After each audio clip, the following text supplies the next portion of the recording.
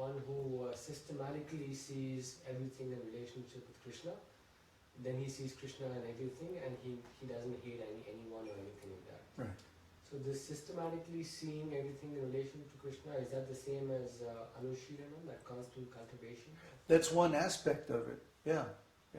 For example, everything is Krishna's energy.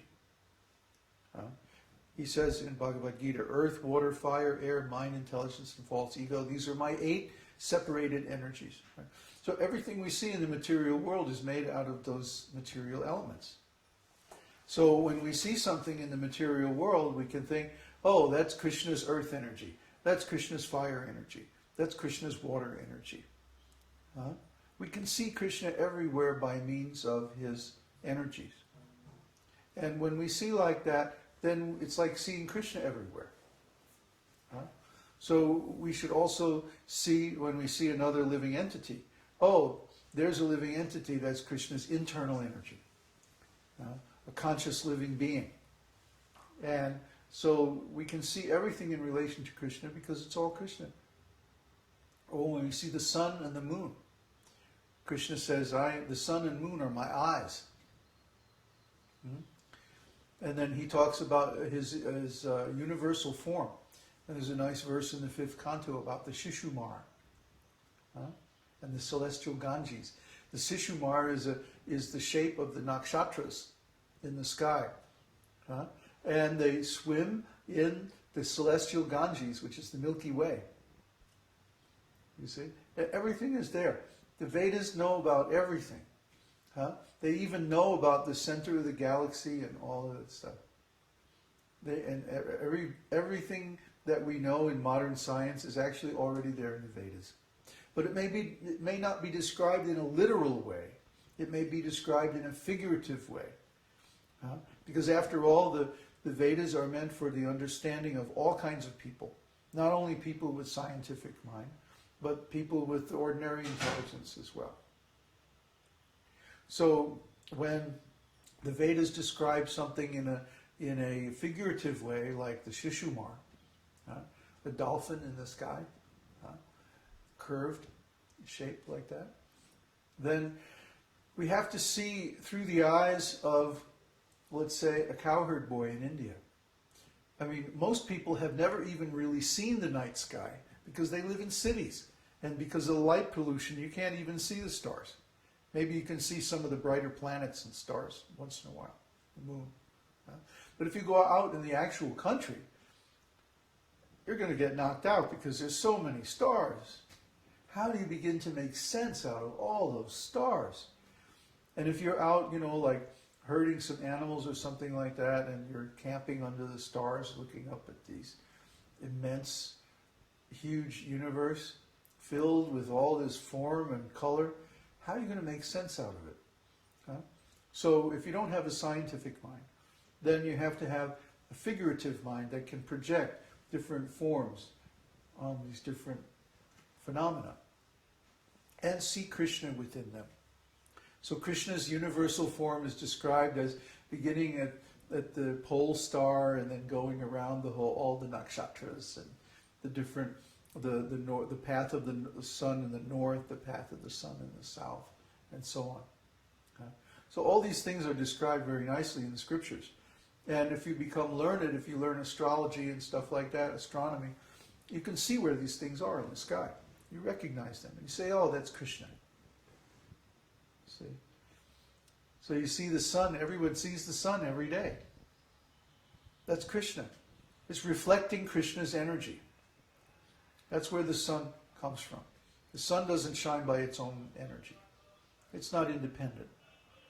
Everything in this material world has a source and it has an end. But that source and the end is Krishna. And the middle is also Krishna. That's what Krishna said. Remember the Chatur Shloki we studied last week? Krishna says, I'm the beginning, the middle, and the end of everything. So that's Krishna. So if you look in that way with some philosophical understanding, you can see Krishna in everything. What's the problem? There's really no difficulty to become Krishna conscious. The only difficulty is because of our conditioning. We have so many bad habits of looking at things in a materialistic way. Yeah.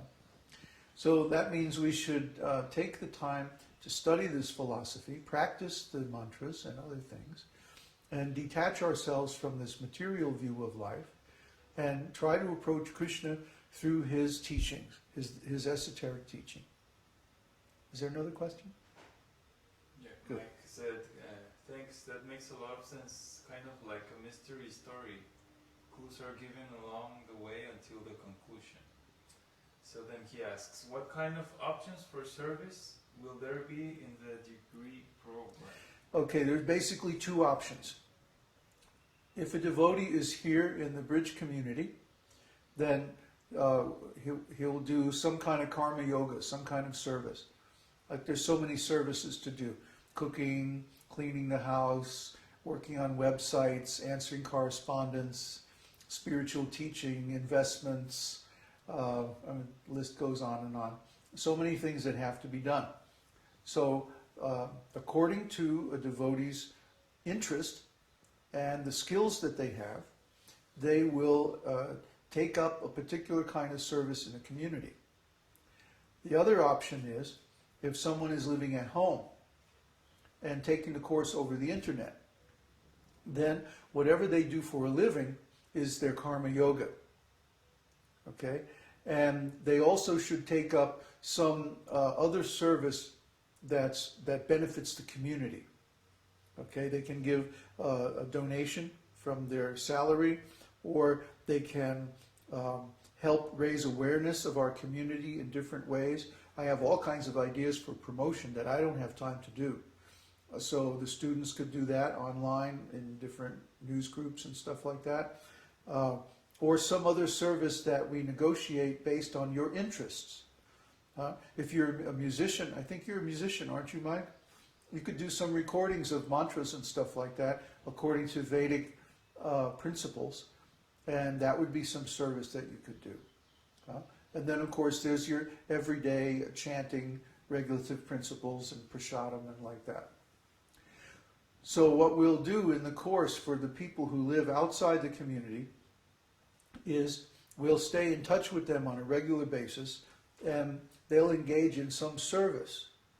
And by that service, that means some activity according to their interest, according to their talents, according to the energy that they have, that will benefit the community as a whole. See? And what we're trying to do with this is develop the students' service attitude and their habit of doing service until it becomes just a natural thing, a feature of one's personality. Because actually we all have the desire to do service. We all have the desire to be of service, to be valuable to others. But what is the definition of a great personality? A great personality is someone who does a significant amount of service to others. You see? So by engaging in this service to the community, we're actually giving our students the opportunity to become great personalities, to become advanced devotees. See, what's the difference between an ordinary devotee and someone that we consider very advanced? Well, someone who's advanced has done a lot of service. Maybe they open a temple, or maybe they do extensive preaching, or maybe they write books, or maybe they do some other service that helps the spread of Krishna consciousness, of the esoteric teaching. So that's why we're encouraging all our students to do something like that, to do something that contributes to the spread and the health of the community. That way, everyone in the community will benefit from their service. And this is our principle, see? This is our macroeconomic principle, that we keep investing the work, the service of the devotees back into the community. We don't let that value escape from the community, but we keep reinvesting and reinvesting. You see? That's our principle. And it works on an economic platform, it works on a social platform, it even works on a spiritual platform. So that's how the program is going to work for the people who are outside. Is that clear now? Okay, thanks. Good. Any more questions? Uddhava? Yeah, I was just thinking about kind of tricky, but I would like to have a better understanding. For example, in Arjuna's approach to devotional service, when he is in this friendly mood with Krishna, chivalry and all this comes. But at the same time, sometimes Arjuna desires, for example, to get married. I remember that piercing the fish and all. He also married Krishna's sister, Subhadra. But it's confusing to me in the sense that this service in friendship at the same time has these other flavors of wanting something else besides Krishna. Although the purpose might be to serve Krishna and like that. Yeah. But it seems confusing. Well, let's say that,